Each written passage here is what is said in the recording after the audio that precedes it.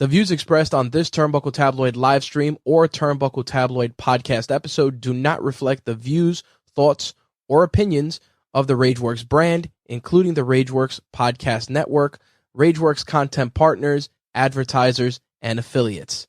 Viewer and listener discretion is advised. 5, 4, 3, 2, 1, 0. All engine running. Liftoff.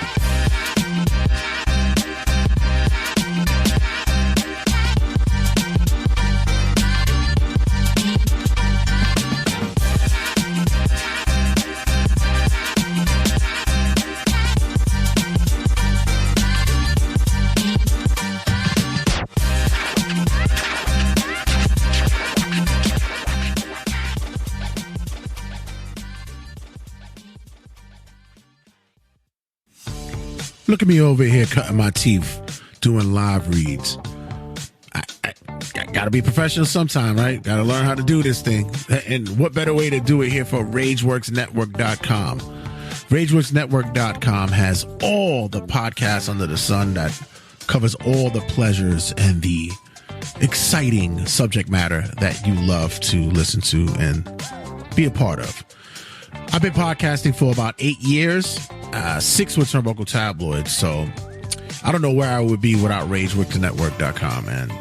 These guys, the boss, does it all. He covers every basis and facet that you want in our, not only our pop culture life, but our lifestyle in a whole. We got atomic business coaching, Black is the New Black, Fight in Sight, GameFi everything.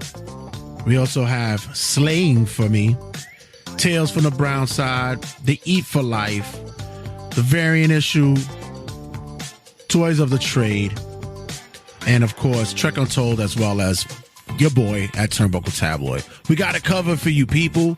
Everything is here for you. You don't have to go anywhere else. Each show is brought to you with such connection with the listeners and such promise and professionalism that we here, even here at Turnbuckle Tabloid, appreciate and love every one of you guys who give us your time and your moment and basically your ears. So check out RageWorksNetwork.com. Check out all the podcasts that's under the umbrella and give us all the love, all the attention, because that's what we do it for. We need the attention, guys. Shit. If it wasn't for that, I'd probably be in my room talking to myself thinking I'm Michael Cole or something. But thanks for RageWorksNetwork.com, and we thank you for being a part of it. Check out the fam, guys. Check us out. It's Wrestling Rundown with Jay Santy. Live from New York, it's Turnbuckle Tabloid.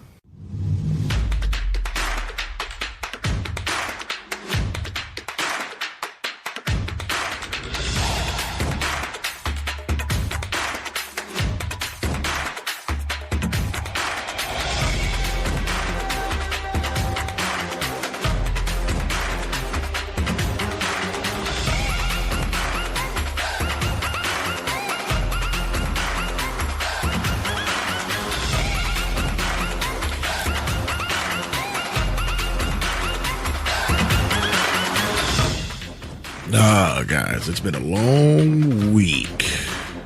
Yes. Lots to talk about. I'm going to be catching up on some stuff. Last week was a busy week. Actually went to two wrestling events back to back. Last week, Thursday and Friday. Shout out to the guys at Outlaw Wrestling. Shout out to Bull James and the crew out there. Had a great time at Queens Brewery. If you guys are ever in New York City, or you guys are in New York City, every second Thursday of the month, Outlaw Wrestling runs out of Queens Brewery. It's on the borderline of Ridgewood and Bushwick, the Brooklyn Queens borderline. Great spot, great venue. Drinks are phenomenal. Love the fucking nutcrackers in there. It's great.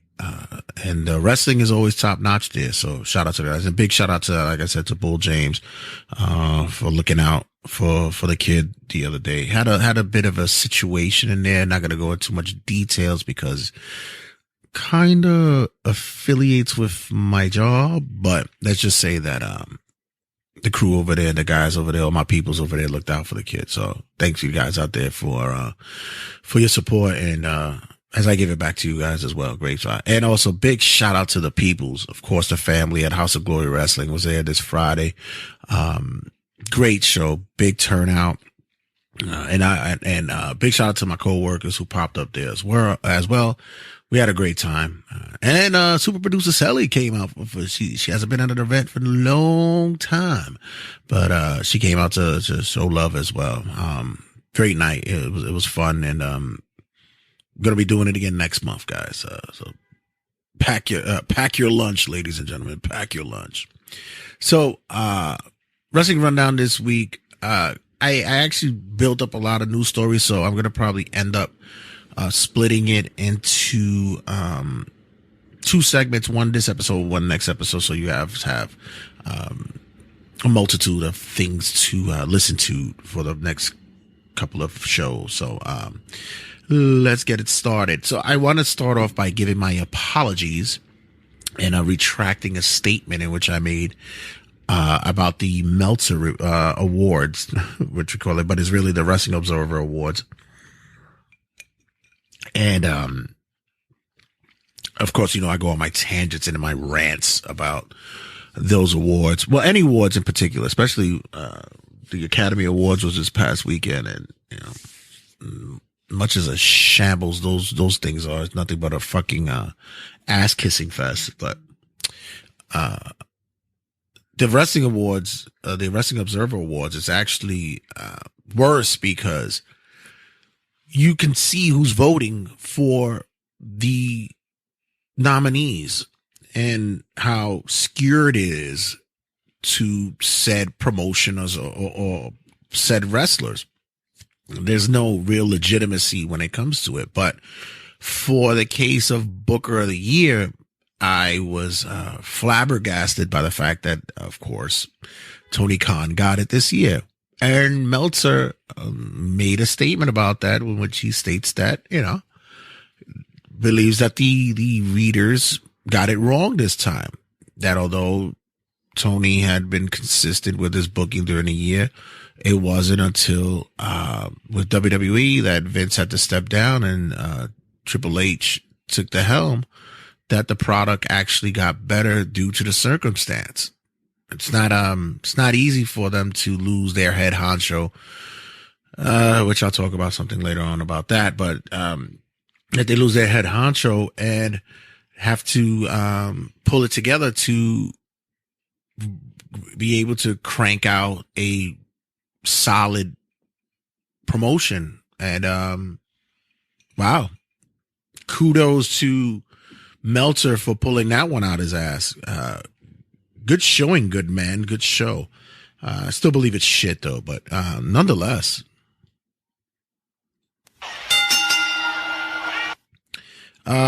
This past week, Sonya Deville was charged with a possession of a firearm in New Jersey.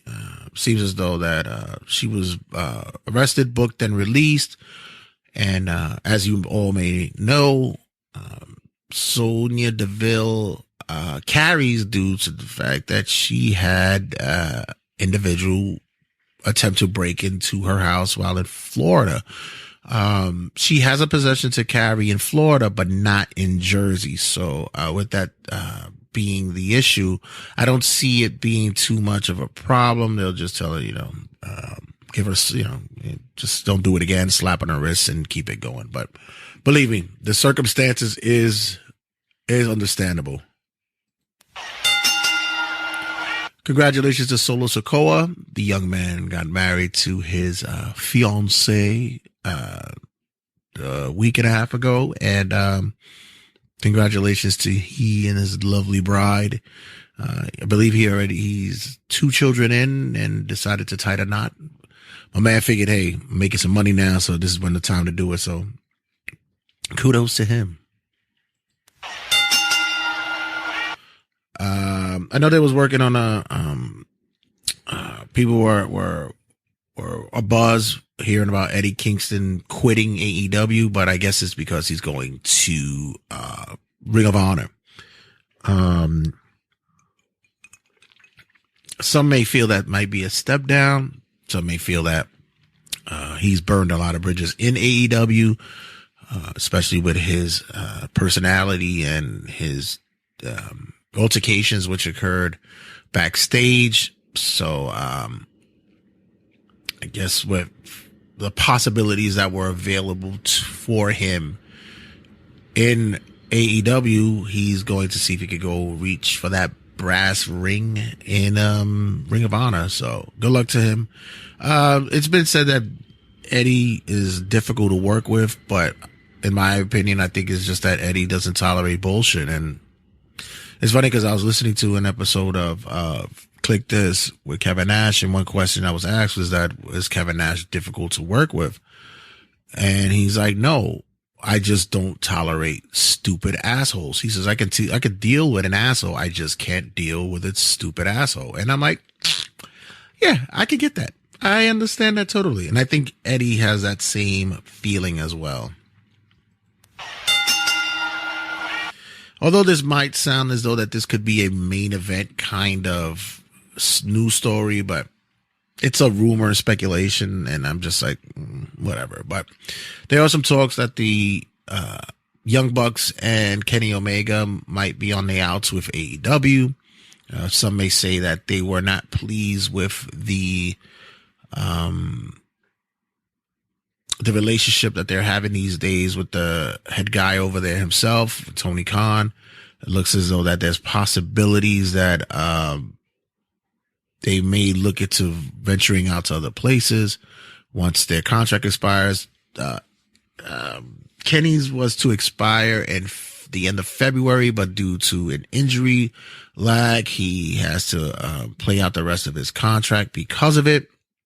And the Young Bucks themselves looks as though that they're coming to an end with their contracts. Now, many may speculate and believe that the three could be popping up in WWE. Kenny has expressed some kind of interest in WWE, making note that this is will probably be his last stop in his career, seeing as though he's never wrestled there before contractually, and this would be a pretty much a swan song, if you may say, of him wrapping up his career. As for the Young Bucks, there are matches that they feel as though they would like to have with talent that's over there in WWE, and they feel as though that their time as well in said company could be beneficial to them and possibly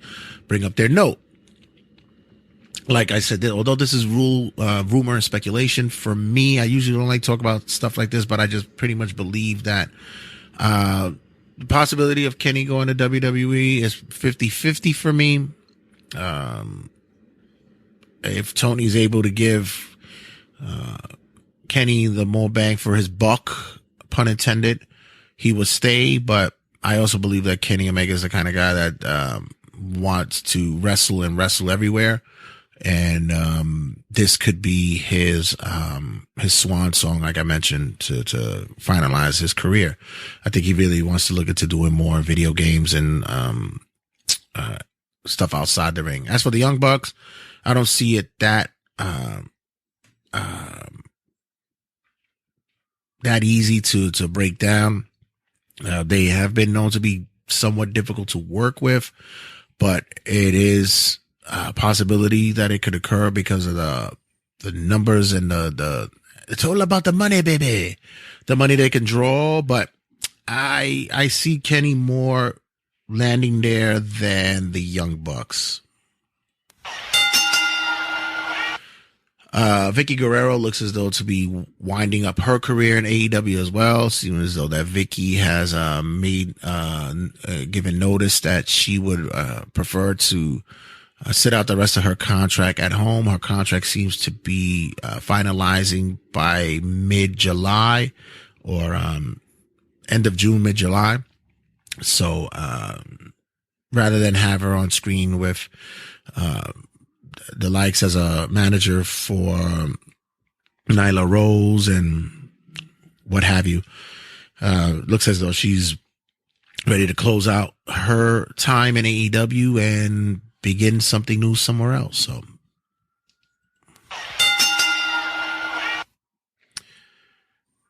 there are some that believe that the upcoming Triple H plans for WrestleMania might be causing a problem in the backstage area. The roster doesn't seem happy with how the buildup is going for the 2-night event. Seems as though that there are some to believe that they will be held off the 2-night extravaganza. There is some discussion that there will not be an Andre the Giant Battle Royal. That's usually where a lot of guys get their paydays, just to be on the show. But, it looks as though that might not occur, during this, during the event. I think they're trying to minimize having 8 matches on per night.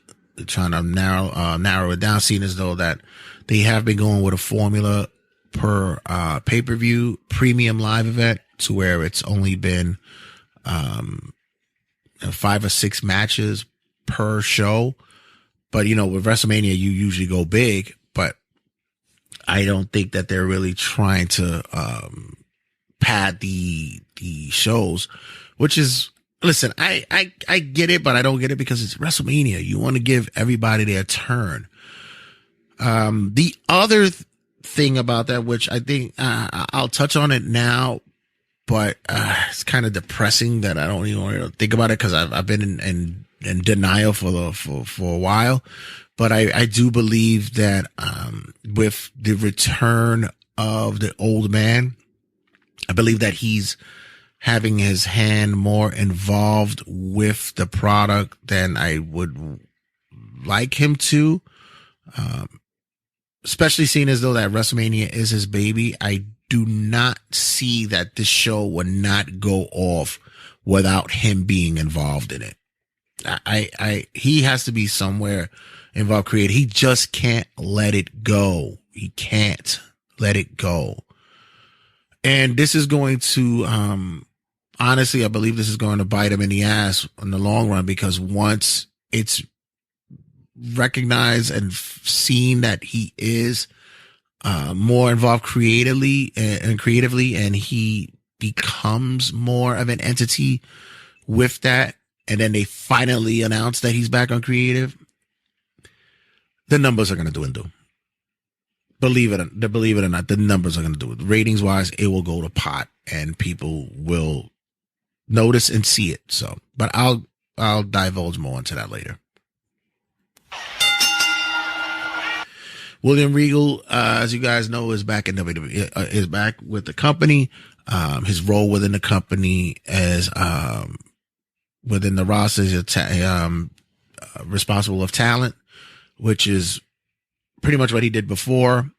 And he believed that he was coming back just so that he could help in the PC and also be involved in his development of his son, Charlie Dempsey. But there's more to it. It looks like they've given him a bigger responsibility, and this is what he was looking to have in AEW, but never got that opportunity. So welcome back, Regal.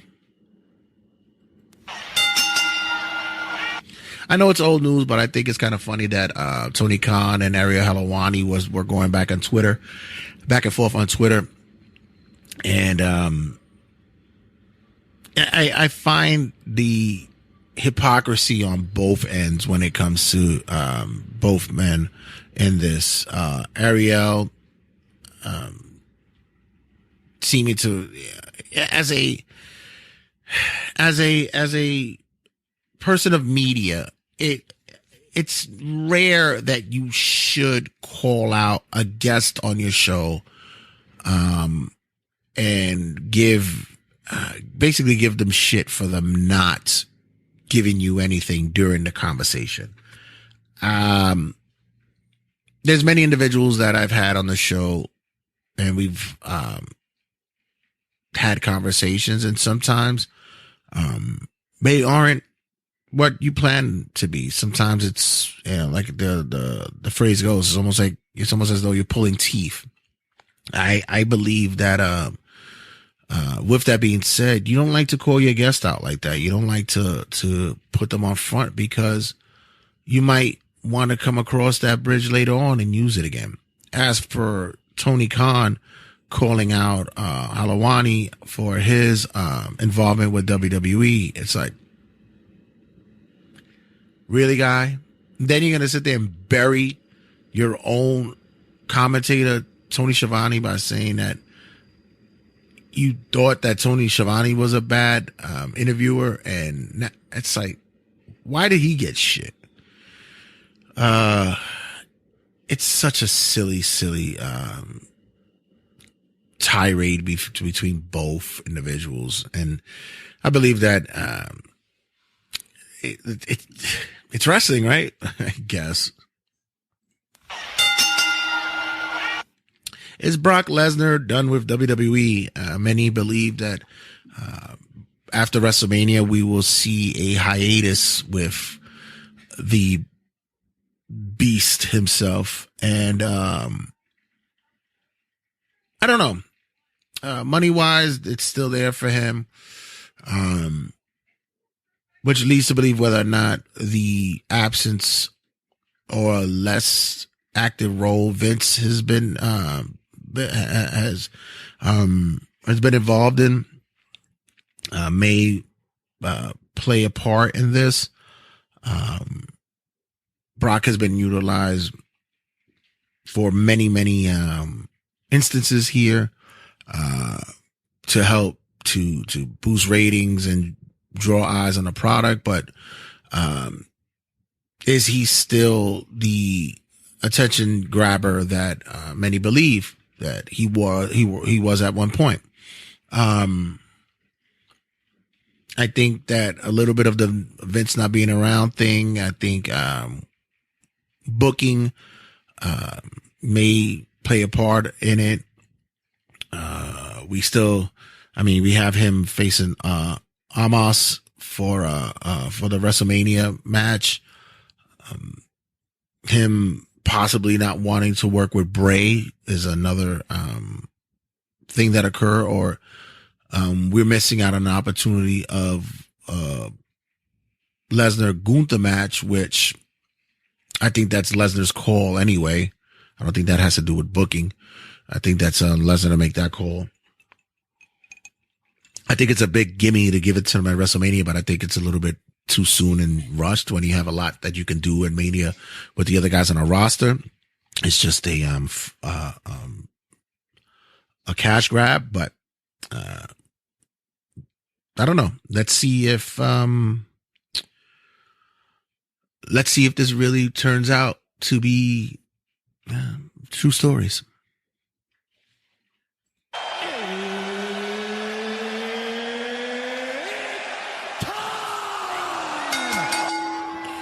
So there seems to be a lot of repercussions from the MJF drink throwing incident at AEW Revolution. If you guys wasn't watching it or hasn't heard the story, during the match with Bryan Danielson, MJF was in the crowd, saw a woman standing there with a drink in her hand, took the drink from her and threw it in the kid's face, who I believe was her son. And it seemed as though that the drink was not water. It seems as though the drink was possibly tequila. Now, we got to look at this in twofold. I'm going to look at this as a wrestling fan, and I'm going to look at this as a parent. I'll first look at it as a wrestling fan. As a wrestling fan, I thought it would be fucking hilarious. Thought it was great. Real heat moment. A lot of people were comparing it to when Ted DiBiase would mess around with the kids, like the kid dribbling the basketball for money, and then he would kick it. And back then, you weren't sure whether or not that was an illegit kid or that was a plant, someone booked. But even still, there was some kind of belief that maybe the participant was involved in it. Okay. Some may also believe in this instance that this was a plant as well, that this could have been someone connected with the company or part of a family or of one of the wrestlers, a family member.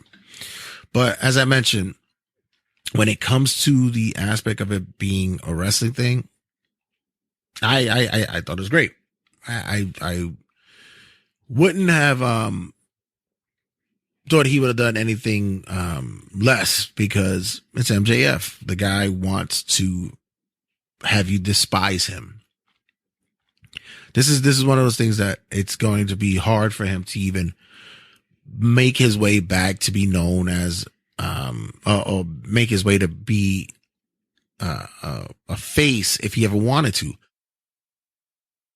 I know that Piper had large heat with him, and then he ended up being a face for a good long run after.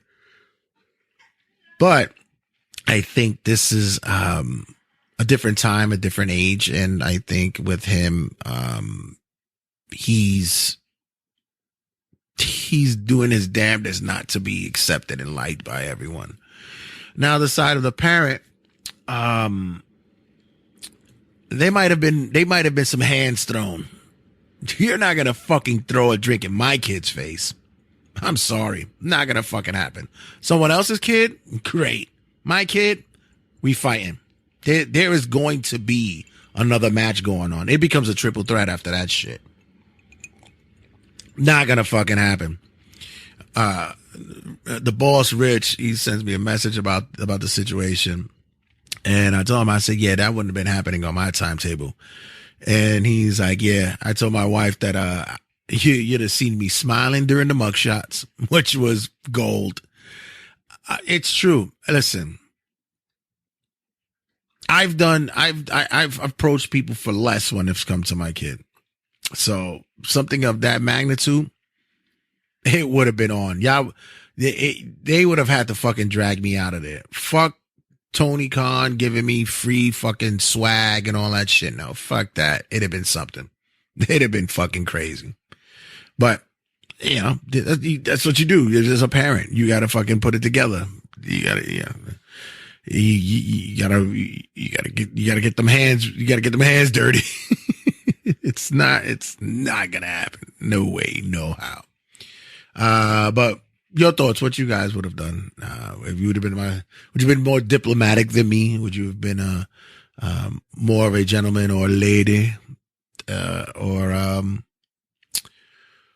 would you have to get a shaking with fucking MJF in the middle of the crowd? What do you guys think? So, when we come back, I have some thoughts about a certain video game that's just been released, and we have a big return to the podcast. Our boy Hank Flanagan stops by for Hank's Happy Hour. We have much to talk about with him there. So don't go anywhere, guys. Stick around. We'll return. Check you guys in a sec.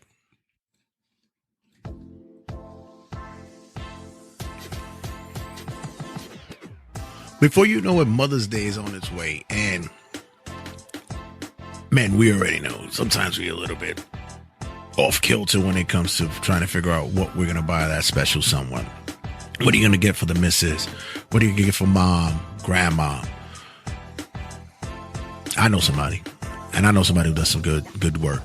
Check out the boy, Josie's Boy, at Painted in Blue. You guys want handcrafted pocketbooks, carriers, clutches, wallets? Check out your guy and Painted in Blue. I'm telling you, I've gotten a custom set from him. Phenomenal. And there's a warranty in which he'll look out for you guys when if anything goes wrong. He looks out for you. But 100% of the time, nothing's going wrong. The guy has top-notch quality stuff. The fam knows what he's doing. And coming soon, he'll be releasing tidbits and outlets on how you can get your special someone a custom piece of apparel. So check out the boy at Painted in Blue on Instagram and on TikTok. And just Google the guy, Josie's boy, our boy, my brother, at Painted in Blue.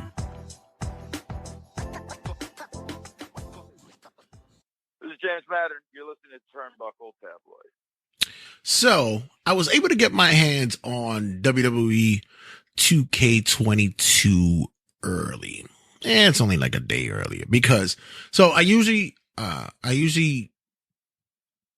pre-order at GameStop at a store. And due to scheduling and basically having other shit to do, like, podcasting and stuff. So I said, let me give this a try let me order it through the website, through the app. And I've heard stories to where you get it sooner. And I was like, okay, let me give it a shot. So I put in the order in January and, lo and behold, I received the game the day before. I felt like I was like part of the insider crowd or something. So any case,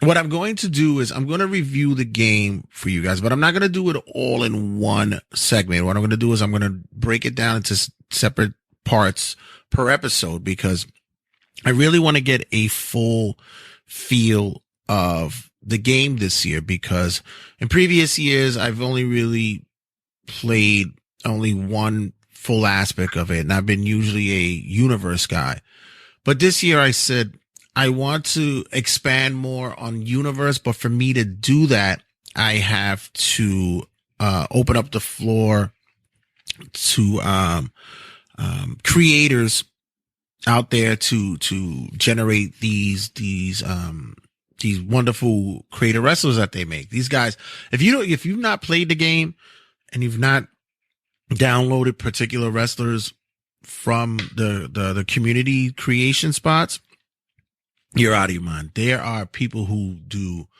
magic out there. It's phenomenal what they do on sometimes the creator wrestlers look as though like the programmers made them. So I wait for them to fully generate their wrestlers on the community sites. It's actually brilliant what they do. But other than universe mode, I've played like a handful of other things. But this year, I said I'm gonna go and look into the other modes that's available there. So, for instance, they have the My Rise, which is your career mode. They have factions. They have My GM, and they have the showcase mode, as well as the My Universe. With showcase mode, this year you're going down the path with John Cena, but you're not John Cena. You're actually playing against his opponents, in which he lost to. My Rise is, like I mentioned, is your career mode. My GM, they've expanded it from what it was last year, from what I'm told.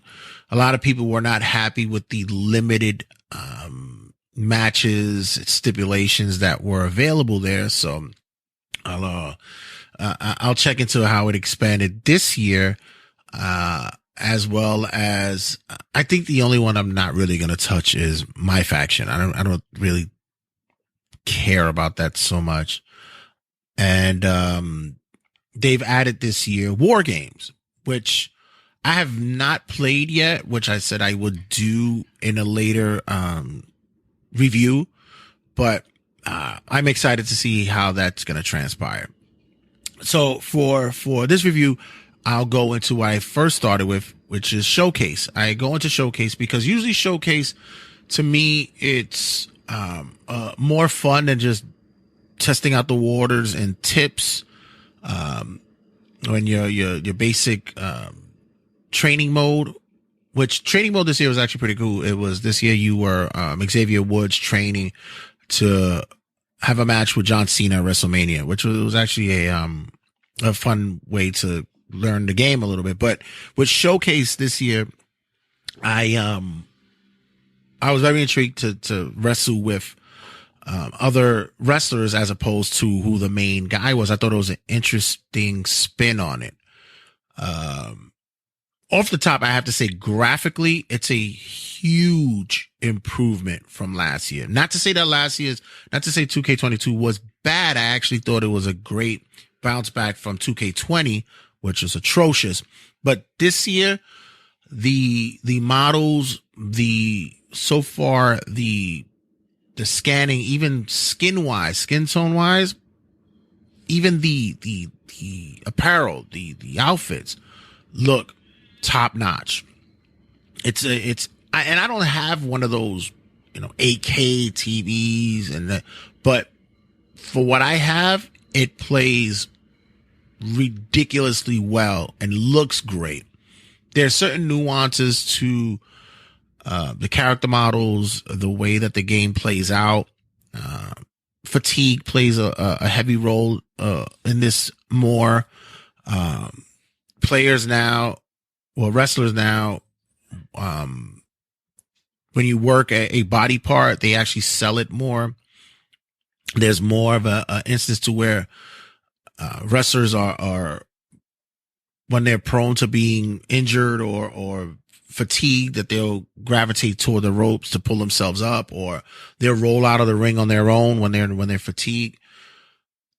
It's a vast improvement from previous years, and it was said that they already had a template made for 22, and each year they're just going to add to it more effects and more instances where the game seems more, I guess is the word you could use, realistic, more simulation as people may believe. So in my showcase mode, the ability to play as the opponent as opposed to John Cena was brilliant, because I know a lot of people would have sat there and be like, I don't want to play as fucking Cena all the time. Why can't I play as Undertaker? Why can't I play as Kurt Angle? And you got it. You got that ability to. The essence of being a part of the match plays out well, but the only thing that I'm missing here was with last week's mode, you had Rey Mysterio, and during the video portions of it, because the game, if you're not aware of it, you play certain aspects of the match in question. For instance, you get to play One Night Stand versus RVD, and you're RVD. So you play the certain match points, and you have to complete an objective during that match point. But once you achieve that, then it goes into the real match, and you'll see the video of it. Last year with Rey Mysterio's matches, you heard his thoughts and his commentary about it. This year with John Cena, you don't get that. I don't know if that's done purposely because they didn't want people to have him do the overlays of his match. You're not getting the announcers due to, I guess, copyright or trademark infringements, which it's kind of annoying, because when you watch the matches on Peacock and such, you get to see the people, but on the game, you have to block out Jerry Lawler or the referees. I don't know. I don't understand. I don't get it. Maybe it's a 2K thing. In any case, it's not maybe a WWE thing. It's a 2K thing. So, nonetheless, but when you go to the video mode, you're just watching it and you're hearing like this, really drab crowd noise. For instance, when you're playing One Night Stand versus, RVD, that crowd was rowdy as hell, and they were cussing and fussing and all that. So you're not going to get that original audio. So they had to dub it over with something, which, I mean, I guess it wasn't too distracting, but it was just a little offsetting for me. But in showcase mode, I really did enjoy the fact that you're reliving that route of Cena's greatest moments and not being Cena. It was genius on their part to do that. Like I said, as per this being the opening training mode for me, I think it fits better because it gives me the idea of how to use a strong button, how to use the combos. Now they changed certain aspects of the signatures. Last year it was a directional button and R2 and square. Now you're holding down the square button for a stronger signature and such. And I think it plays well. I didn't do the new kick out mode with pinning. I didn't try that out yet. It does look similar to something that was done years ago, where it's basically just a bounce meter and you have to get it in between the green area for you to kick out. I stayed with the mash 'em because I ain't got no time for that shit. So I'd rather mash. But like I said, this year graphically, so far from what I'm seeing looks wise, I haven't run into any glitches yet or any crashes of the sort. Last year, I had a few crashes, and this was during universe mode. I had a lot of problems with it, but as per the game itself, I've yet to go down any instances where someone's getting stuck in a ring or floating above the ropes or anything like that. I haven't gotten that. But it kind of, when I'm looking at it, the aesthetic reminds me of the old Raw versus SmackDown games. SmackDown versus Raw, excuse me. It kind of has that look to it. And that's not a bad thing. Those games on the Xbox 360 and the PS3, they looked amazing. And I think they found a way back to that. I'm going to be interested to see. There's a lot on there that is new to play with. I'll go into that more later in upcoming reviews, especially with how the AI logic is supposed to work and how you can balance that. And I'm also going to go into how community creations is. I'll let you guys know about that. But as for right now, as a video gamer and a wrestling fan, this right now, just playing the showcase mode has been very much entertaining. I'm actually kind of pissed because I got to finish this podcast, and I'm looking forward to finishing it so I could go and finish up the showcase mode and get into some more stuff. But so far, if you're still on the fence, I wouldn't suggest that you buy it as of yet. But I would say that because I'm a type of person, I get hyped early on when I see something or I play something, and down the line I go, maybe it really wasn't that good. But so far, I'm having a good time. So let me know your thoughts. I'm gonna put up a post on Facebook so you guys could chime in and let me know what's going on with you guys. But when we come back, we'll have a conversation with Hank Flanagan, Hank's Happy Hour. Much to talk about there. So guys, don't go anywhere. Stick around. Much to talk about. All right. Just quickly for you guys, just want to check the audio since you're both there. Johnny, say this is Johnny Santos, Johnny Santos, and you're listening to Turnbuckle Tabloid. This is Johnny Santos, Johnny Santos. You listen to the Turnbuckle Tabloid. Y lo mismo. Sebastian, you got to do it también. I don't even know how to say Turnbuckle. What? Turnbuckle Tabloid. There you go. Yeah. This is the lit superstar Sebastian Cajun. You are listening to Turnbuckle Tabloid. There you go.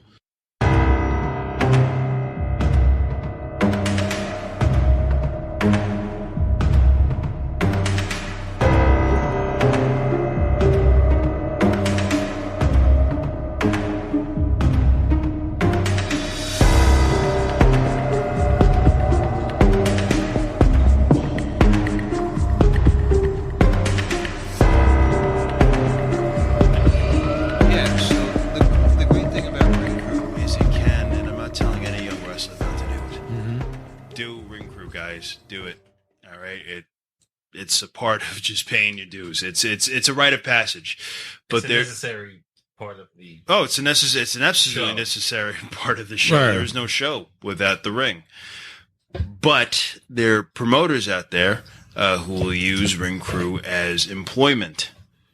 But is it knowing that every guy who does ring crew desperately wants to just an opportunity to get on the show. But aren't you earning your stripes? Of course you are. Yeah, right. But then there's earning your stripes when you have time in, and if you're not when do you know that you're not ring crew material anymore?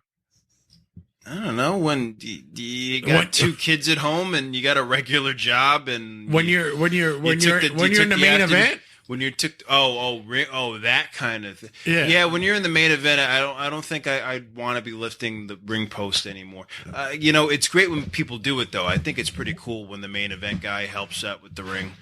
He usually doesn't. I helped out. I helped out one time. Did you? Yeah. It was at an event for a friend of ours, Lorenz Dean. Oh, I remember him. How's he doing? I wouldn't know. So we were putting up the ring and stuff, and I was like laying out the boards and stuff, and I'm going, I think I could do this all the fucking time. I don't see a headache. How long does a ring take up to be put up? Well, if you okay, well, if you want to go there, how long does it take? What's the minimum number of guys that you would want to put up a ring? About 4 comfortably. 4 to do it comfortably. Yeah, 10. 10. Yeah, to 10. put comfortably in an allotted time, in a comfortable amount of time. Okay, so what would be considered an allotted time?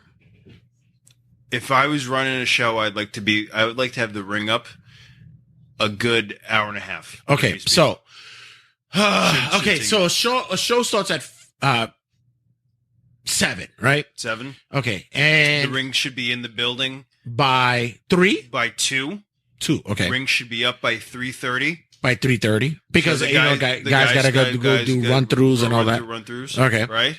The ring should be up by at least 3:30. So if the ring's coming in at 2, so you're giving an hour and a half for it to come up. Mm-hmm. Okay. So for it to be up by an hour and a half, how many guys? About 10. 10. Okay. You're not going to usually get that. No, you're not. So 4, that's why you're given the allot, 2.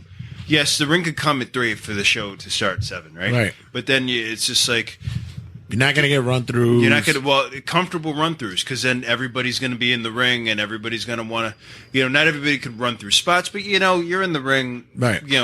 Walking through things and, but you're in the little corner of the ring and then somebody's running through a spot and then you're like, hey, excuse me, we're running through our spot. It just becomes, when you talk out your match in the back, you're like, all right. Do you remember that spot we did? And you were like, yeah, I kind of did. And you didn't know who you but this is what I'm saying is like, what are you saying? Where does it become, too much work for an up and coming guy? What do you mean? What do you mean it's too much work? Like, it's like you're paying your dues. Like, hey, listen, you don't have to pay. Listen, there are guys who've never paid their dues because wrestling is, for the millionth time, as we've discussed this, is a beauty contest. If you look like $1 million, the promoter's gonna be like, yeah, let's just. He looks like he could draw me money. Like, I'm not seeing. There's a lot of guys who don't pay their dues. Yeah, guys who pay their dues are generally people who want to be. Do you remember that cosmetically pleased? Looking good enough. Yeah, exactly. God rest his soul. Do you remember Jay Briscoe's promo with Mark about cosmetically pleasing? Yeah. He was talking about the Charlie Haas and Shelton Benjamin. Mm-hmm. How they never. He's like, remember, brother, when we were putting out chairs, May height for 20 people show up. Right. You know what I mean? Because they were wanted to be, they wanted to be pro wrestlers. And I'm not saying Charlie Haas and Shelton Benjamin didn't want to be pro wrestlers, but they came from highly touted universities. Brock Lesnar and Shelton Benjamin were roommates in college, and Shelton Benjamin was a Division I wrestler, and so was Charlie Haas and his brother, God rest his soul, Russ. These were collegiate wrestlers. Jerry Briscoe, who was obviously is a big amateur wrestling mark, just brought him in. The Briscoe brothers are chicken farmer hicks from Delaware. You know what I mean? Although extremely talented, it's harder, cosmetically pleasing. They're ugly in such a beautiful way. They really do wear Carhartt. Not because it's fashionable, because it's durable. It's part of it's part of their it's part of who it's their job. It's their job, right? They really do drive pickup trucks, and guess what? They use them as what they're for. It's who they are. So wait a minute, right? As we were speaking about, it's who they are. I was going to go to that what for a you minute. are and who you are. But it could blend in. Guys like that, wannabe wrestlers, have no problem putting out chairs, setting up rings, being a part of the show. Some people was it because they already had gear like gigs outside of wrestling? Maybe, I suppose. Or it becomes gear. I don't think. No, I'm talking about the gig. Just because you have they were chicken farmers. Yeah. So you could sit there and say Finley was a part of the Irish National Army. So you could sit there and say, I don't know how, but you could go, I don't have to fall back on wrestling, that I could just, because we were talking about people who don't have to fall back on wrestling, that they were chicken farmers, so wrestling was their passion, they love. But if it didn't happen, and it did happen for them. It just didn't have they could have been making I'm sure they made some money in ROH, but they could have made so much more money. So much more money. It really is. It's that's why people when they get signed, they're it's their whole world changes. You literally you put so much in. You have to live up to a persona. Well, it's not that. It's expectations of who you were supposed to be. No, what I'm taking it as, because with him, it's with those guys, it's chicken farming was their, livelihood. Their livelihood. And they got into wrestling, and not to say that, they come on, wrestling. No, they loved it. They loved it. Did trampoline in the backyard, running. Their father fucking got them into it and all that stuff. But if it didn't happen for them, they had the... No, but it did happen for them, but not I'm saying if it didn't happen for them, would they have been... Chicken farmers? No, they're chicken farmers. Right. Now, But I'm saying it because the conversation we had off the mic was that how some people have it comfortable to get into the business and make their way. Did you listen to Cody's interview with Rosenberg? No. Okay, so he says... there's a part where he's really insecure about his career, and he's I never thought about a plan B. And this is Cody does the son of a plumber's the grandson of a plumber. He's a grandson of a plumber. Right. He's literally a legacy. Right. Which is, I don't think that is pun intended. No, but no, it's true. He is a legacy. Yeah. And he thought, what if this, holy shit, this might not work out for me. Right. Which is insane to think about, because it's he's tailor-made for it. He was really bred for it. Good-looking kid. Beautiful guy. Yeah, he's gorgeous. It's gorgeous. He is, yeah. Look at him.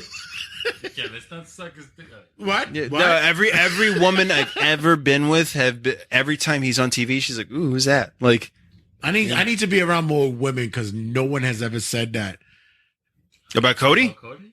Yeah, it's because we never watch wrestling together, maybe, or whatever. Yeah, exactly. Yeah, fair. But guys, the guys. That Randy Orton. What am I trying to say? Okay. That's another one. People are just Randy's automatic though. Randy's the automatic. Yeah, he's a good looking dude. Randy and Roman are the two. I don't know wrestling, but that Roman Reigns. He looks like what I dream about. Oh my God, it's that Jason Momoa thing.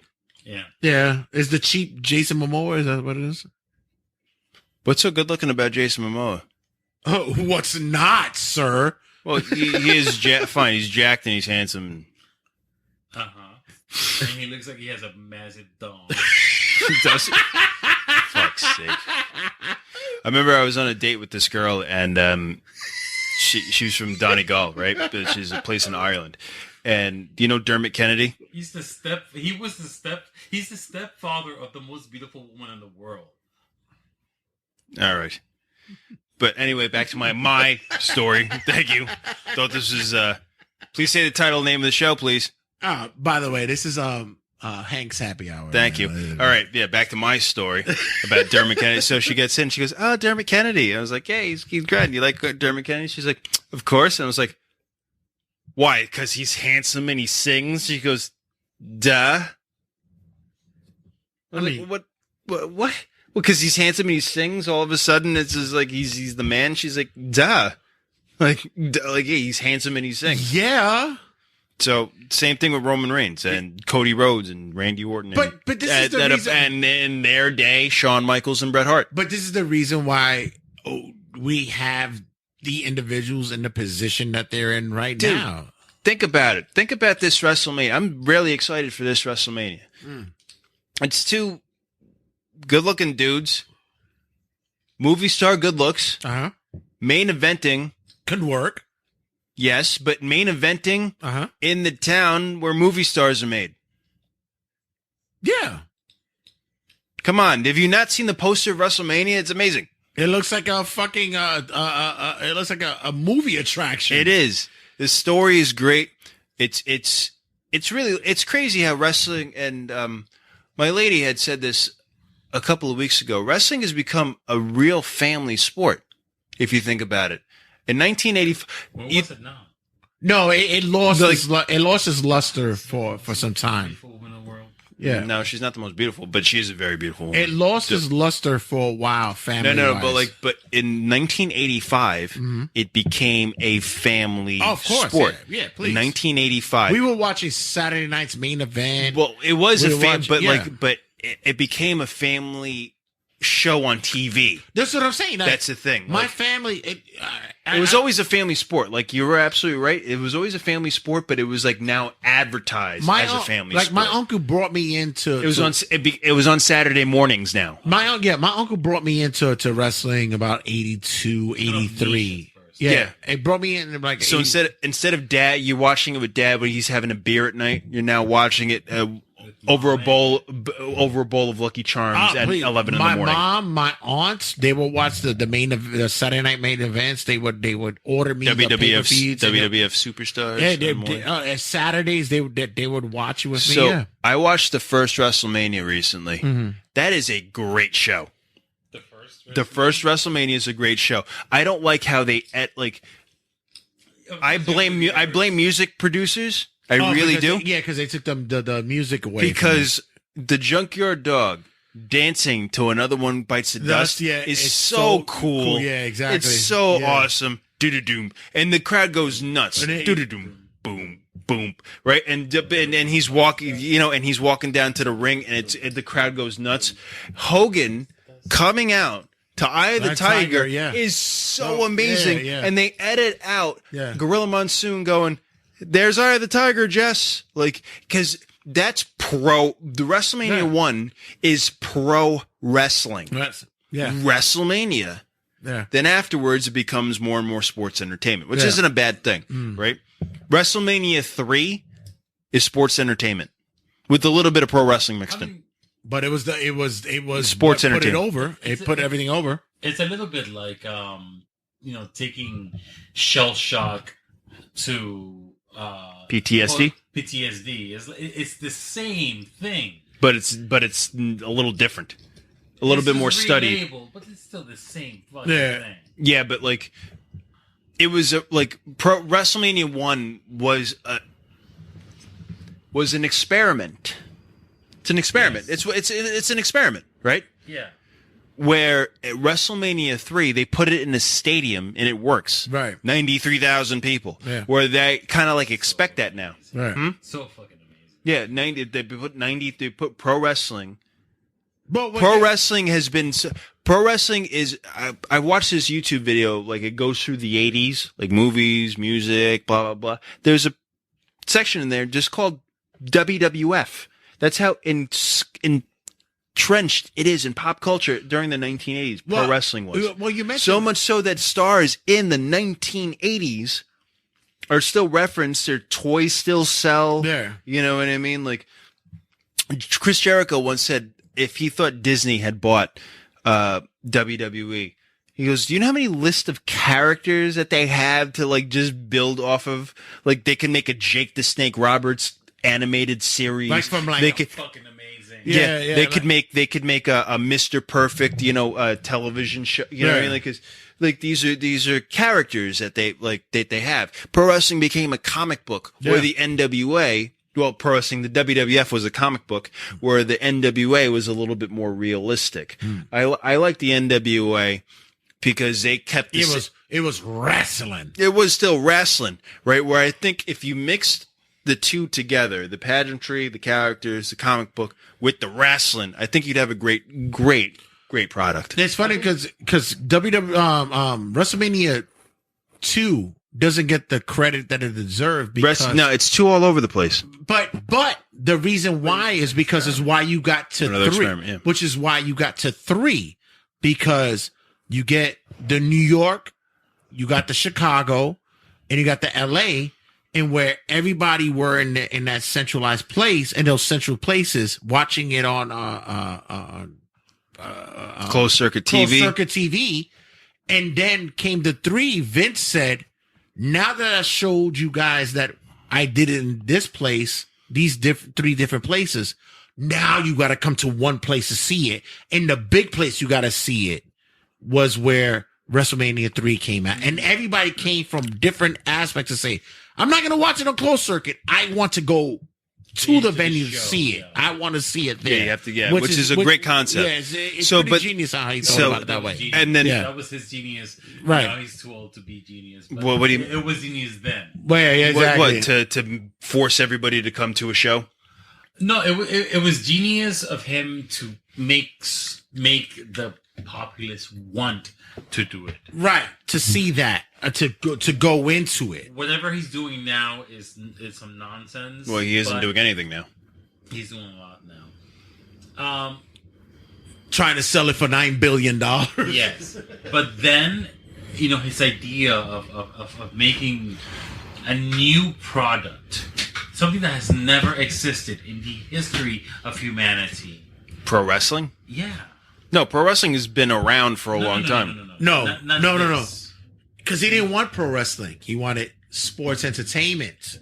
No, he brought pro wrestling to the masses. He bought it, He made it, but that's not what he wanted. which is why he goes to Trump Plaza in 4 and 5, because rich people are like, yo. Pro wrestling is what Brock Lesnar did in college.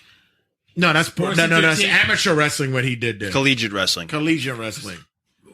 Olympic wrestling. Yeah, That's pro wrestling, essentially. What Vince did is something genius. Was bring this model of entertainment that was completely new. It's theater, but physical. but there was always theater though in it.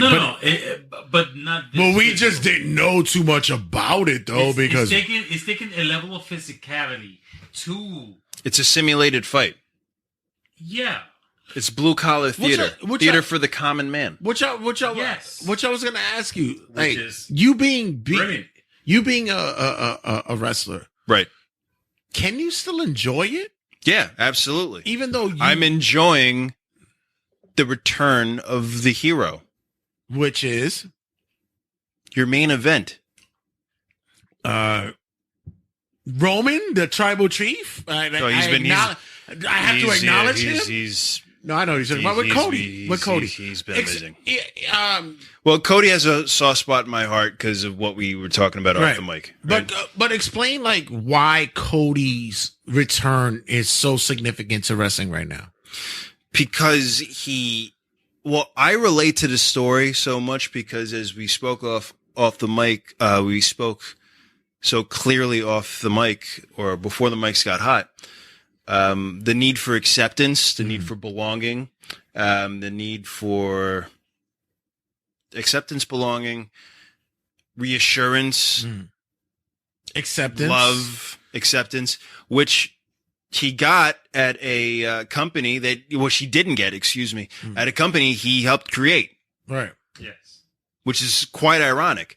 And he really only created that company to stick it to the ex-girlfriend. And the ex-girlfriend was just like, ooh, look at what we lost. Right. Look at what we...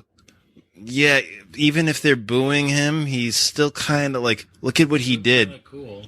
Yeah, look at what he did. He's still kind of cool. Look what he did. Hot too. Yeah. Hey, why don't you come back over here? And he comes back, and the thing is, he was the first major jump.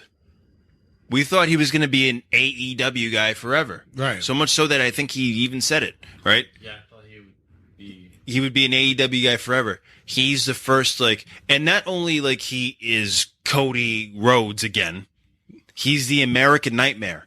It's not like he came back and he was just Cody Rhodes. They changed his whole music. Yeah, like, they changed, no, it worked. The whole thing is it worked. The only thing, that neck tattoo is the only thing that didn't. But yeah, everything else did. Everybody says that the neck tattoo is a oof. Yeah, but it's oof all over his merchandise and his tights and fair. Yeah, I guarantee you there's a bunch of how have they not sold a bunch of temporary tattoos to kids all over America? I don't know about that. That's a great song. No, it is. It's a good song. And it's another thing. It's catchy. Everything except for the neck tattoo. Don't tattoo your neck. Anyone? No, my thing is, I was having a conversation with somebody about the Cody thing. Is just like, he's just so robotic. It just seems. Is he? Like nobody's watching. Like he's robotic. Well, there's nothing robotic about him. He's just so because.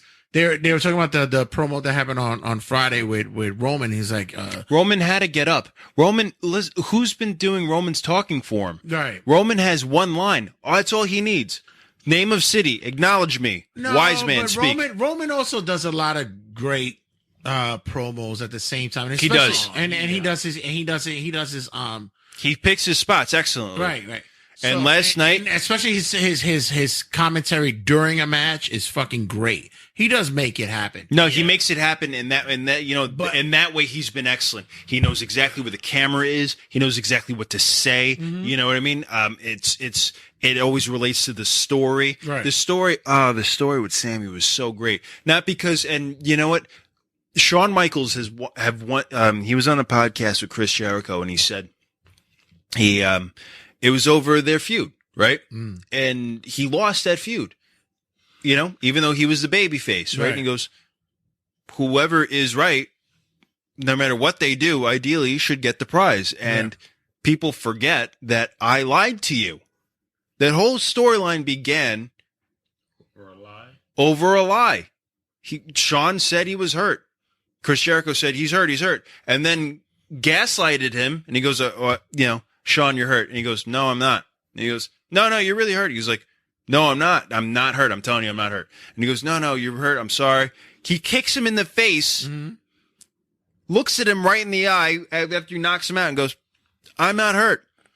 Has his song play and he does his Chippendale dance over Chris Jericho and people are going nuts because he's Shawn Michaels and he's supposed to be the good guy.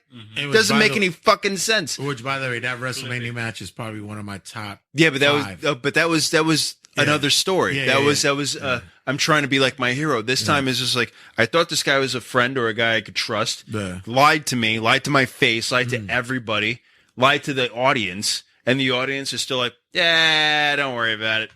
Yeah, it's okay. And this guy's like, yo, you guys are assholes. And they're like, you call us assholes? Well, you can't call us assholes. No. We're the paying customer. It's like, no, you're assholes because this guy lied to you, kicked me in the face for no goddamn reason, danced all over. He did his striptease dance over my face. Like, what? Like, and Shawn, he was like, and Chris Jericho was right. The whole time he was right. Roman was right. The whole time. Roman brought him this paranoid head of the table. He's paranoid, head of the table, always fair. Roman gaslit and kept down his own family members and said, if I'm the head of the table, we all eat. That's why they've been protecting him. He's the head of the table. Head of the table eats, we all eat. We all know our places. He's kept everybody in line, from Solo to Jimmy to Jay to the Wise Man. Kept them in line. And they all, whether reluctantly or willingly, fell in line. Sammy comes in, wants to be a part of a family because, I don't know, Sammy just wants to be a part of a family. He wants to be part of a family. Was that probably the most genius booking, programming and wrestling that we've seen in probably the last 10, 15 years? It's a very well done story. Yeah. Very well done. Now, because out of everybody, you choose him to be a part of that. You know, the thing is, I wish he would have hit Kevin at Royal Rumble. At Rumble? You know why? Because that would have been an interesting twist nobody saw. Because everybody knew what was coming. Right. And yes, everybody was going to be heartbroken. But the thing is, if he was just like, Roman is... Because seriously, Roman said to him, again, brilliant. He goes, here, you want to be a part of us?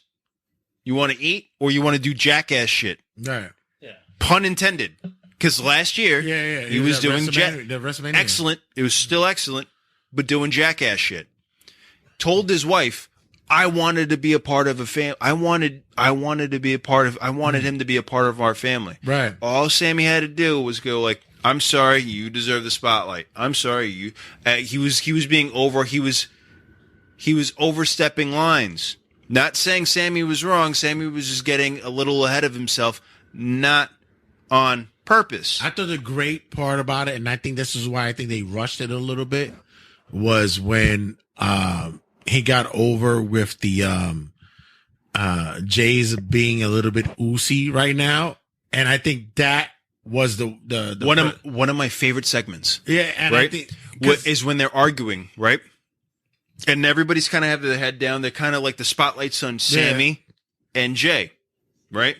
And he goes, but the tribal. Sammy goes, but the tribal, again, the leader, head of the table, tribal chief say, goes, I don't give a damn what the tribal chief say. Right. Roman, again, excellent, looks up right at the camera. Mm-hmm. Beautiful camera work. Camera work. Slowly turns, and this is edited, but the whole crowd goes, and everybody knows it because Sammy looks away. Paul looks away. Everybody's like, oh shit! Like he's like, you fucked up. You fucked up. And who saves him? Sammy saves him. Sammy kicks his ex-best friend in the face. Mm-hmm. Now, Roman is paranoid, which makes him bad because you can't be paranoid, right? You have to be, when you're in that position, ideally you should be happy. You should have no worries in the world. Your family's protecting you. Still paranoid. Right. That's what makes him bad because he's still paranoid. He's still manipulative. He's still gaslights. He's still abusive. Yeah. Authoritarian. He's still authority. Head of the table. My authority is not to be questioned. Right? The elders, the wild Samoans, came out and laid him. He's the head of the table, right? As probably done with Yoko before him, right? Umaga before him, the real head of the table. I'm such an Umaga mark. I love him so much. I love Umaga. No, Umaga. You know why? Because he paid a wild savage when it was politically incorrect to play a wild savage. He didn't give a fuck. He didn't give a fuck. He didn't care. Never cut a promo, nothing. I loved him. Sold it. He the was way it so was. good. So great. Umaga was great. Good. God, I wish he was still here, man. All he did was and just fucked your ass up. Like he one was of the greatest, so cool. one of the greatest performers. Yeah, he was so cool. I loved him, man. I was heartbroken when he passed away. Heartbroken. God rest Uncle Eki. So with now that's the real head of the table. Definitely. And I love that Solo pays homage to all those guys. Yoko,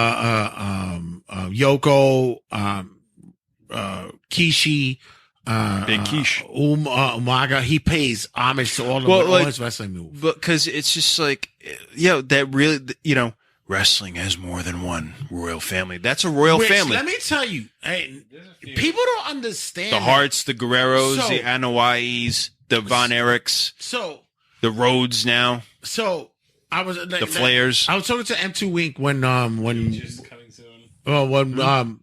before the mics was on. That's who I was talking to M2 Wink, and we're gonna get him on the show soon enough. And he has like this whole displeasure with the whole Cody thing. Oh God! And I said the only thing that WWE did right now, I'm gonna see Cody soon. and they booked themselves into a corner. You hear me? What? I'm gonna see Cody soon. You gonna see him how? Don't worry about how I'm gonna see him. I'm gonna see him soon. You make it sound like you're gonna beat his ass or some shit like that. No, I'm not gonna beat his ass. I'm gonna stand across the ring from him. I'm gonna wear some Carhartt. He's gonna wear his suit. And we're gonna have the same story he's telling on TV. Well, what I'm saying is like they put themselves in a corner where they got Sammy as the Uber face right now, and they have Cody as the Uber face right now. So the crowd is split. I don't think they're split. Yeah. I don't think they're split in that way, right? Because again, if Sammy was going after the title, Roman is right. Right. Do you know what I mean? It's like you just got close to me to take what I have. But he's not. That's the whole point. He wants to destroy the bloodline, which is toxic. But he's not. I think it's What do you more. mean? He's not trying to do anything. He just wants to be part of it. Yeah, And he's but suspected and treated as a suspect. Once he got turned but on, the thing is, if once he says this is what I want, my suspicion.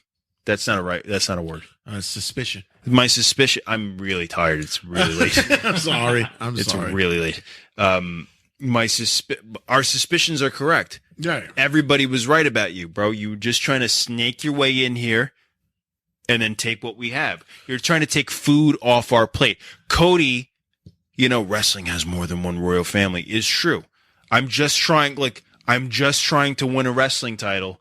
Everybody's making it personal. Right. Why are you making it personal? Right? Why do we got to yes, he loves his dad. Why do you have to bring his dad into it? You know what I mean? Like at the end of the day, this guy comes back. He just wants a hero's welcome, right? He doesn't care who he faced. That's the whole thing. Remember when, Sammy's like, was it true? Right. About, you telling me this, like, I don't want to see you again until I see you at WrestleMania because you're hot right now. And he wants to face Cody just wants to face the hottest wrestler. Right. Cody just wants to face the best wrestler, right? Right now, the best wrestler is Roman Reigns. As evidently. Now, everybody has made this thing with Cody personal. Whether they talk about fucking his wife or they're talking about, his dad or anything of that nature. And Cody's really hot right now. He's a really easy base. Is this the best storyline that WWE has done in years? Well, Cody, Bloodline, all this. I think it's all going to come full circle in the summer. There's more to come out. Yeah, I think there's more to come. There should be more to come. Right? Bloodline is excellent. Excellent. Yeah, but it's starting to run its course. It has. It ran its course. But it hasn't. It was running its course. Because I'm waiting for one thing for it to occur. What? Roman versus Rock. Yeah, but That's not going to happen. Oh no, it could happen. But that could happen outside of Roman having the belts. Oh yeah, no. The belts to me. I've always said that this storyline could have occurred without the belts, because Roman could have been a dominant figure, whatever the case may be. Also, it's a cherry on top for him to be like the greatest thing ever with the belts. It's better to be unifying them. You desperately need a new top star to get now Rock versus Roman. The belts aren't needed, and I said the Rock and Roman doesn't need the belts. What's that? Well, I was like, you desperately need a new top star. And he's like, that's hard to produce. And I said, Cody. And he goes, I don't know. It's like, he's starting to fill arenas. It's not because Cody won't fill an arena. It's more like to end the story. Red is right about you need, like Rock would end the story. Well, here's the big thing. You're not going to Cody would see just be another stepping stone. Who's the last megastar in wrestling? There you go.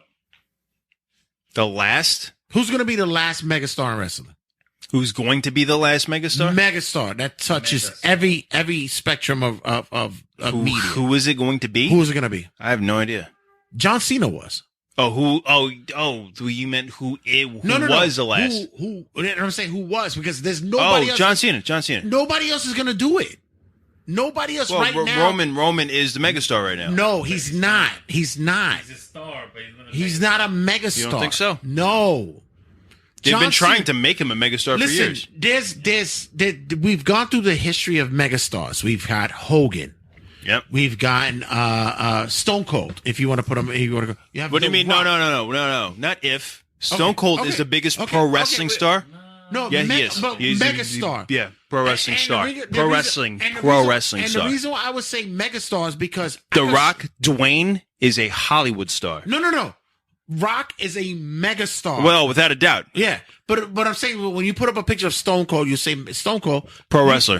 Everybody, no, people will see him that don't know pro wrestling and know that's Stone Cold. They'll know that. People will know these four names in pro wrestling. Okay, let me hear. Hulk Hogan, Stone Cold, Dwayne Johnson, John Cena.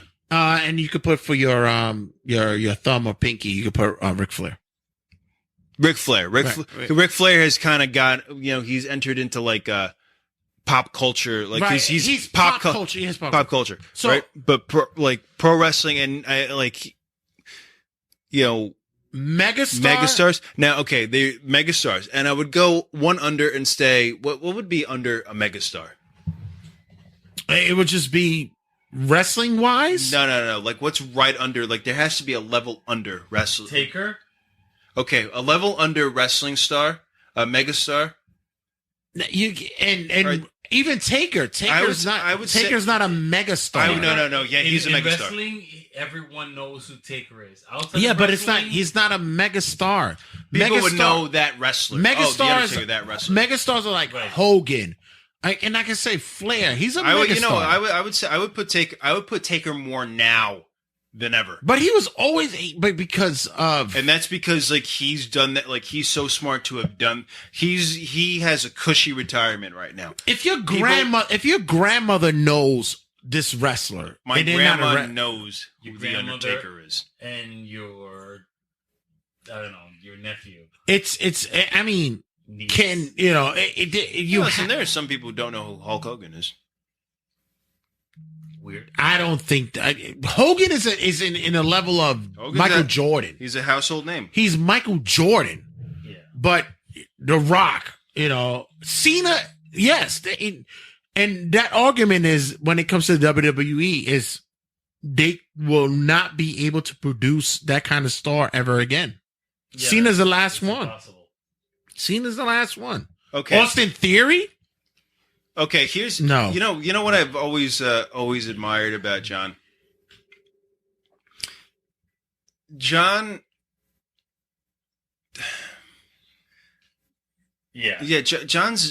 I like John a lot. I like Cena.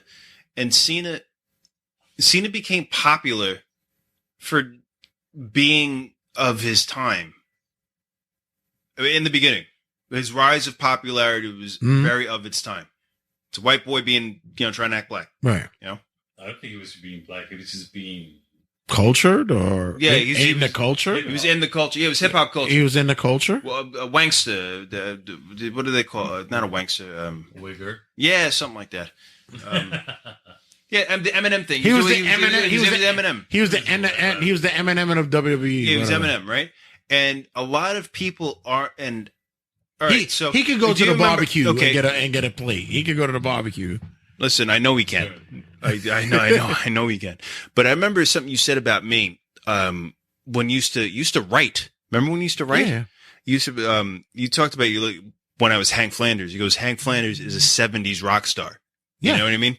And I was just I like, can't believe you actually remember that shit. because somebody finally fucking got it. Right. Wow. You know what I was trying to at that time. Shit. You know, then I was a white trash loser. Let me brush off my shoulders and pat my own back. You know, you're just like he's doing this John Morrison kind of thing. Yeah. I was like, not exactly, but very close. Just Very $70. So, yeah, very close. Very similar, very close. Thank you very much for noticing, because I've worked so hard to portray that. Now, a lot of people and I'm doing that because I'm trying to have fun. Like, I'm trying to have fun. No, not Jim Morrison. But that's why you don't have a punchable face. Because you're Jim Morrison. Morrison's too sexy. Yeah, Too sexy. It's a bit of a sex appeal that I don't want to punch you. I'll jerk you a little. This fucking guy. All right. But like, I'm trying to have fun. Like, I'm not of my time. Right. I'm not of my time. I'm an old soul. Right. Right. Yeah. I'm an old soul, which works now because it's so. Do you remember? Everybody embraces nostalgia these days. So right now. I posted something years ago. They want to be on turntables as opposed to the new. I want to show you something. See when I get choked. On Listen, fucking audio. on Instagram. He On wants to Instagram. show me I something want to show on you audio. something. He So wants to show me something on audio. So there was. I remember you. Sell Do you it. remember? Show me your grandma means. Sell it. You want to be Mercury. No, I didn't want to be Mercury. I was doing this pose, right? It's hot though. I like the skirt on you. Oh yeah, definitely. Do you remember that, right? Yeah. So I the caption on this, because that movie came out, right? Yeah. I was like, I was 3 years too early, circa 2015, Yeah. right? Which is, I can't believe that's so long ago now. That's a while ago. I know, Because it's so scary. But you were Because I think I remember it like it was yesterday. But right? you was emulating the Axl. Yeah, the you know? Axl Rose. So, so I was doing that, right? And I posted side to side because the movie just came out, and I was like, I was 3 years too early. I was like, fuck, I was I didn't miss the boat. Like, Right. the boat missed me. Right. Yeah. Like, Yeah. the boat missed me. And I was like, fuck, man. I was like, but that's the thing. Like, if you do it in its time, people say, like, that's imitation. Right. If you do it later, people are like, oh, he's just like, you know, he's just trying to be nostalgic. But if you missed it, like timing has to be perfect. What is Roman? Roman's the head of the table, right? Right. Roman is the head of the table. Very easy, right? There are not a lot of strong male figures like that in the world. Like the head of the table. Like I remember one time I was at my lady's backyard. We were having dinner, and their neighbor, who's a family friend of theirs, sat at the head of the table. Her brother goes, "But what the fuck you doing sit at the head of the table? You crazy?" Because dad comes down and sits at the head of the table. Very easy to understand. Cody coming back. Prodigal son coming home, right? Prodigal son. Also a legacy, right? What's another? You know what was brilliant on SmackDown? The Intercontinental title story is fucking amazing. Right. It's amazing. Okay. Gunther. Gunther. Stud. Sheamus has match of the year last year with him, right? Mm-hmm. Drew McIntyre, another stud, comes out and says, I want a shot at the title. His best friend comes out and goes, yo, I thought we were brothers. Right. You know how this title shot means to me. You're not even going to talk to me about it first. Right. Drew, I don't know why this segment wasn't talked about. And yes, I know they're from Different parts. no, my area of the planet, and I know, but it's still a great promo where he goes, I don't need your permission. Like, do I need your permission to wipe my ass next? Like, what the fuck? Like, yeah, I get it. Like, yeah, but you lost, bro. Like, I'm not gonna put my career, like, I don't have a match at WrestleMania. Like, and it's great. It's something great to fight about. Like, it's like, hey, bro. You're missing the point on the whole head of the table storyline. I thought we moved past the head of the table storyline. No, but like, it's not about being the head of the table. It's about being part of the table. Yeah, but Roman is the head. Like, that's the whole thing. He's the head. But that's Literally and figuratively. But that's the point, that like there should be no head of the table. That being part of the table is enough. Yeah, but there is a head. There always is a head. You're sitting at the head of the table right now. I'm really not. Yeah, you are. We're sitting in a triangle, all jerking off together. No, we're not. We're not doing that. I'm not doing any homoerotic things. Not that there's anything wrong with that. Not that there's anything wrong with that. We're not jerking off each other. Do you want to have sex with me right now? Do you want to have sex? Nobody gets Seinfeld references anymore. Jerking off together. We're jerking off each other. No, but you know, I have to say, not to segue, but like, think about pro wrestling now compared to what it was. I remember talking to Gangone about this, how the Attitude Era, right? Everybody talks about how let's go back to the Attitude Era. There was a lot of stupid things in the Attitude Era. I always tell people it's shit. There was a lot of stupid things. I always say the Attitude Era is shit. Okay, but like, there was a blue collar redneck, a mulatto jock who he's. I'm not even he is. the use of the term mulatto, but go ahead. There was a rock star. There was a privileged metalhead who married into royalty. Right. And that was Triple H. Yeah, of course. Right. And then there was a deranged but lovable schizophrenic with identity issues. That would be Mick Foley. Oh, Mick. Yeah. But yeah. Well, no, I mean, he had a personality disorder. Oh yeah. He had a person, and that was your main event, right? So let's go back a generation before, right? Who was your main event? The Hitman. What is a Hitman? A hero, right? No. Oh, I mean, there was a Heartbreak Kid, broke your heart, right? Razor Ramon. Diesel, right? Diesel was cool. Like, if they were just allowed to be themselves, would have these cool nicknames. Like, Big Daddy Cool is like Big Daddy Cool could be Kevin Nash. Right. Big Daddy Cool, Big Sexy should have been his name. Right. He's Big Sexy. He's Big Daddy Cool because he's cool and he's sexy. Razor Ramon, right? I don't know why he played that gimmick so well because he's fucking. I don't know because he's not his. No, because when they gave him what they asked for him to do before, he was like, you know what? I have a better idea. That's what he did. Okay. Undertaker. And a zombie biker. Yeah. A zombie biker. Define a generation. I'm heavily influenced by Undertaker. Yeah, but okay. A zombie biker. A hair metal stripper. And Bret Hart, a conservative hero. From Canada. From Canada. I'm Canadian, eh? Hey. Yeah, every time I wish South Park would do more wrestling parodies, and every Canadian wrestler should look exactly like the Canadians. Blame Canada. Blame Canada. Flopping heads. Yeah, I love it. Like, yeah, that's so great. This is the flopping heads. Hi, I'm from Canada. As is tradition in Canada. I'm Thomas Phillips. Here's the sharpshooter. So, any case. But, you know, WrestleMania is looking good this year. Even though it's only one match is being sold and it's 6 weeks away. Is it one match though? Because I really think the build-up is yes, I know Cody's going to face Roman and Seth's going to face Logan Paul. Oh, which I want to go to with the Logan Paul thing. Okay, so a lot. I had the conversation with my boy M2 Inc. and he's very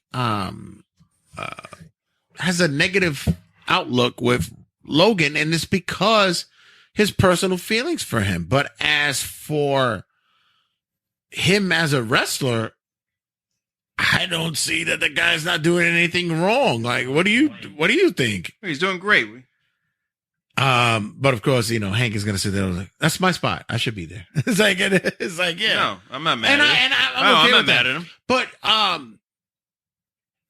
his thoughts were also like, why would you put Seth Rollins in a match with him? Like, it doesn't make. He feels that Seth is better than that. Seth is bigger than that.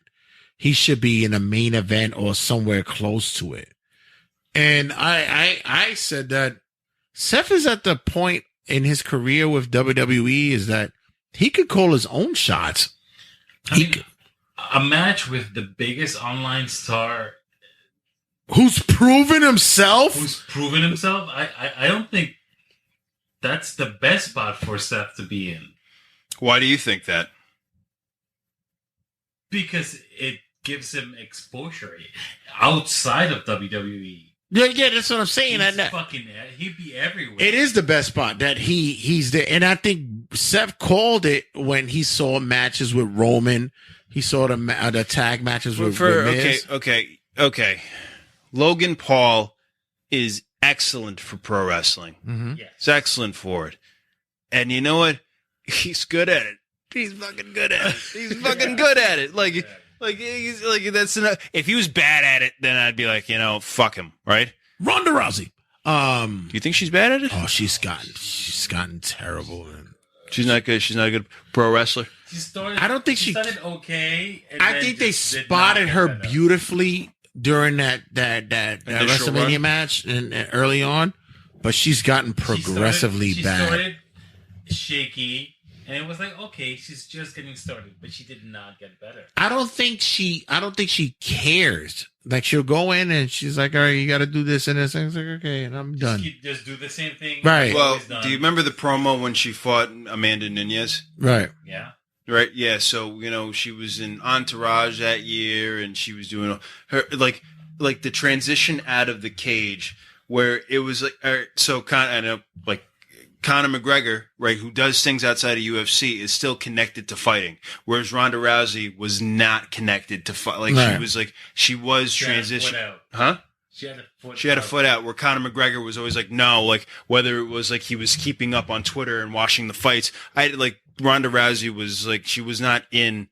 Like she expected to go into to Amanda, fight Amanda Nunes and win the title. Or get a title shot. Where in pro wrestling, maybe she's doing the same thing. I don't know. She seems to like pro wrestling. Conor McGregor is on the UFC event tonight. Yeah, he's there, jacked up on so many roids, and he's there because he stays connected. He wants to fight. She lost, and then immediately was like, "I don't want to do this anymore." I think she feels the same thing about wrestling. And that's how she is about everything. I think she's the same way that she's just like disconnected. About judo, that's how she was about MMA. Was she that way about judo? She lost and didn't want to do it anymore? She got the bronze for her mom. Because she has so many fucking mommy issues. And then... Is her mom dead? No! Her mother... Tell the story about what her mother did. Her mom, Ronda Rousey... was in a judo match, and she got her arm broken. And you know what her mother did? What did her mother do? Her mom left. Ouch. She fucking abandoned her at the event because she lost. She needs a hug from her mommy. She needs more than a hug from her mommy. She needs years of fucking therapy to get that. She has mommy issues in ways that I haven't seen in a long time. Oh, thanks. What do you mean, thanks? Is that about you? Fuck you. This whole thing is about me. It's called Hank's Happy Hour. Well, it's not that happy. It's kind of terrible. But happy hour is usually never that happy. So she has a lot of issues with her mom. And what I find in her life... in general, is that she isn't able to stay with anything. She did judo for her mom, and that's fine. And then she stopped, and then she did MMA, and that was fine until she stopped giving a shit, and she lost, and then she did not want to do it anymore. Then she moved on to wrestling, and then she stopped giving a shit, and she's not doing so well anymore. And it's just her constant thing is that she doesn't have the motivation to stay with anything. And that's why she's better for wrestling. Unfocused. She's unfocused. And I think she's doing the same thing right now with the WWE. Which, listen, if you're going for the payday, you're going for the payday. It is what it is. Well, Brock... You know Mark Madden? Yes. All right, so Mark Madden... WCW announcer? No. Yeah, so Mark Madden wrote articles, and he's a pretty decent writer, so he keeps you... Oh, yeah, he's very underrated. He's a decent writer, but he's very opinionated, and his opinions suck. opinions suck. But he goes, you ever read Brock's autobiography? He hates pro wrestling. And I remember getting high with my friend one time. We were smoking a lot of weed, and we were watching Brock Lesnar. This is when Brock Lesnar was really in the main event. Like, right. He was really hot. Like, I never liked him. Like he was 25th. He was just all over the main event. And my friend made a good point. He goes, yeah, he says he hates pro wrestling, but he goes, yeah, I hate this shit, but make me look cool while I do it. Well, and it's so true. And it's just like, he comes out, he has his dope music, right? All the camera angles make him look like a monster that he is. And he has this like pyro, and he goes, yeah, so make me look cool while you. But that's exactly the point. And he's really good at pro wrestling. No, he's not. Brock Lesnar? Brock Lesnar is an excellent pro wrestler. No, he's not. Yes, he is. No, he's not. Yeah, he is. He's an excellent asshole. No, he's an excellent pro wrestler. Which is fine for a heel in pro wrestling, but he's just an asshole. No, but he's a pro. Right? I know you hate him. No, but here's the other thing. How many of us love our jobs? Honestly, how many? I really wish I had a cricket. No. Seriously, how many of us love? Yeah, one. Yeah, I'll get it for you. No, you can't. The moment passed. You can't do that. No, seriously, how many of us love our jobs? All right, stop. I'm doing the Axl Rose. Stop. Mid song. Okay, why? That is what makes a good DJ. Is when you notice. Yeah, fuck off. I didn't know there was going to be a fucking dead silence. I thought you guys were so fucking intellectual, but like, well, no, not many of us really love that guy. We were so intellectual that we were able to answer correctly. Which is nothing. Answer? None, right? No, that's not true. That is not true. No. There are people out there who love their jobs. How many of us love our jobs? Do you love your job? I do. Do you love your job? But you know why? But you know why I love my job? But you know why I love my job? You don't have a job. But listen. Plenty of a job. But listen, what's your job? Keeping kids alive. But listen. Oh, yeah. You've done that since we walked the earth. But it is a job. He's a stay-at-home dad. That's a fucking job. What a woman. No. Don't make me suck your dick. What a woman. Yeah, to prove that I'm a woman. No, but honestly, look at. You know why I love my job? Because it took me about, 15 years to figure out what is it that I like to do, what I'm good at doing. Not many people. You love your job? No, we're construction right now. Do you love it? I don't love it. Of course. But you do it, right? Yes, I do. And when you do you do it to the best that you can do? No, yes, I do. And you sometimes I don't. Best you get away with. Right. No, okay. There are days. Okay, so for example, and I believe this when you even love your job. You could do this when you love your job.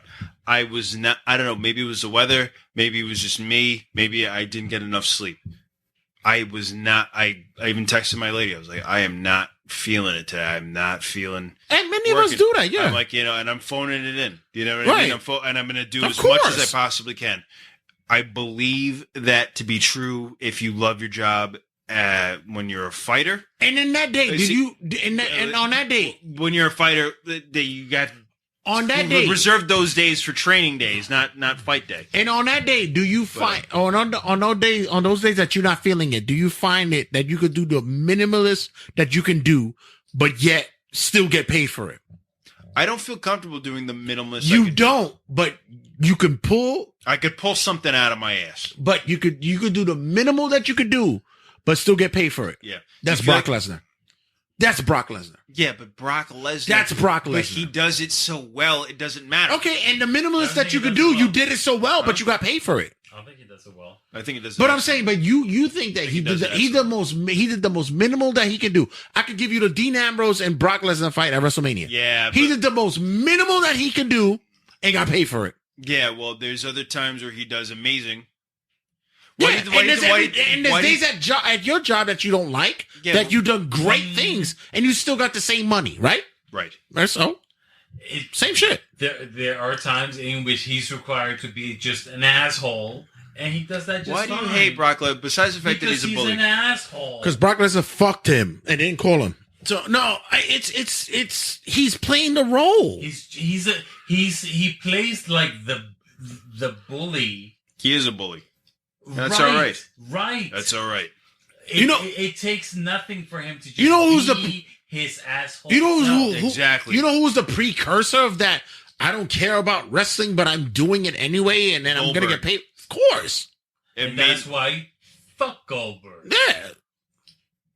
So it's you know, and I got it. I understood it after a while. Not everybody loves their fucking job. I get it. I understand that. But when you go into the job, you do what you do. Which was what Goldberg and Brock Lesnar said. Yeah. Be like, yo, I go on my job and I do it well. And I do it. They And don't. And if your boss allows Nobody you to likes to work fucking with take a Goldberg. day off and get Nobody paid likes to for work it, with Brock. if your I don't boss, think nobody likes to work with Brock. if your I boss, think nobody likes. Ask Bret Hart what he feels about Goldberg. yeah, nobody wants to fucking work with him. But you know, if you ask what you know what's so funny about Bret Hart, right? For years he had this grudge against Shawn Michaels, right? And they shook hands 10 years ago, and now they're friends, and they've done. now he tours, found a right? bigger villain, and now he's just like, but like, all right, so Shawn did what he had to do. Goldberg didn't have to kick me. Like, I think maybe he's like, all right, maybe Shawn didn't have to screw me, but like, Shawn it's a lot. Shawn didn't hurt him physically, Shawn didn't cost him millions of dollars, right? Yeah. Fuck Brock. I was waiting for you to say that. I was waiting for you to say that. I was gonna. Yeah. Yeah. You know, that is one of the fuck best heel Fuck entrances. Goldberg, too. No, that is one of the best heel entrances of all times. Which one? Shawn at in Montreal. Yeah. Just him sticking his hand up, right? Someone throwing water at him and then him just shaking it off. Him grabbing the Canadian flag, wiping his nose with it, then humping it. Yeah. Oh no, right before he does his pose, like just putting it through his legs. Yeah. And it's just like, people die over flags. Legit. Like Yeah. they die, knowingly, like I die over this flag. And you have this Today, fucking, huh? Still today. Today, Someone- people die over cloth. Someone can die over a Cloth. flag. Yeah. People die. I mean, people fucking But the are point enraged over a piece of cloth going on fire. Yeah, and people as Yeah. they should be. People will die over it. But him, Not really. It's a fucking symbol. Shut up. liberal It's a ass. fucking You stupid fucking symbol. Shut liberal up. ass. It's a Liberal. stupid symbol. Yeah, Shut up. bet you If I would. was so liberal, then I would sit there and fucking be like, America. I don't give a fuck. You don't It's know a- what you're talking about. It's a man. piece of fucking You don't know cloth. Patriotism is a Piece of fucking cloth. Shut up. No, I won't. It's like burning a sock. It's Hank's happy hour. It's Hank's happy hour, and you know what? It's like you know burning what? And you know underwear what? with You know a what? fucking- Fine. You know what? I take back everything I said. You know, you are gonna miss me when I'm fucking gone. You're gonna miss me. You are gonna miss. You are gonna miss me. You're gonna miss me when I'm gone. It's a When I'm up it's like here, burning my underwear. When Shut up. When I'm up here, Means nothing. it means a lot. Please. There's mean, there's other things that you could fucking be mad at when it comes to. I'm mad at you. I'm angry with you right now. You're gonna make me miss I'm gonna John. burn a Bible just because you said that shit. Please. With that, we could close out the show. With No, this. we're not closing out the show. Well, Hank, thanks you for know, stopping in. hey, listen. If you were white, you would have a Confederate flag, not because you believed in it, just because you wanted to piss somebody off. If you were black, you would. I would have like the fist. The fist. The fist. Not because you believed in it. The black, green, and red, and I would have all that shit. Yeah, What's the of course. Puerto Rican thing of that? Just to piss people off. The flag itself, the Puerto Rican flag. That's it. Okay. I'm gonna ask my mom. That goes to show My you- mom's Puerto Rican. that goes to show you how much I don't give a fuck about none of that She shit. doesn't do that. But why? Why do you put your flag on your car? It's not the Puerto Rican. Oh, excuse me, Irish. Excuse me, Irish. I don't put the Irish flag on the hood of my car. No, you put it. You have it Then hanging Irish on do. your fucking in your rearview mirror. That's where you have it. hanging Everybody, on. okay, but everybody does that. But like, exactly. no. But like Puerto Ricans When? during June. Because it's Puerto Rican fucking Pride Month. No, Puerto Ricans, poor Puerto Ricans have to share that. It's actually the flag of Commonwealth to the United States. Yeah, The it's Puerto Rican flag is Owners. actually a lamb Yeah. on a wreath. yeah. Owners owned. People own other people as they will till the dawn of time. Since the dawn of time, excuse me. It's getting really dark right now. It's not getting dark. It's This is getting what happy weird. hour is about. It's getting weird. About This is when we start throwing you Yeah. out of happy hour. You gotta go. You gotta go. Yeah, he's no more drinks for He's him. had too many. Give him water. All right, guys. Give 'em Listen. water. That doesn't sober anybody up. Get in dick. Guys, Whoa, hey. thank you for once again being a part of Hank's Happy Hour. Hank, where we can follow you at, sir? Good Hank Flanagan Uh-huh. on Instagram. G Hank Flanagan on Twitter and Hank Flanagan on Facebook. Once again, thanks again for stopping in, sir. Was this your return in 2023? Is it first time back? No, we did one in January? Yeah, I believe we did one in January. And there's more to come. So, guys, it's almost springtime. Thanks again for checking in, and as well as for you guys who being a part of the episodes of Turnbuckle Tabloid, new logo and all. Thanks again for showing much love for us, and thanks for the downloads and streams. And as always, can you not plug your show during my segment? Love you guys. Plug yourself. Check you guys again. Someone's so angry. 5, 4, 3, 2, 1, 0. All engine running. Liftoff.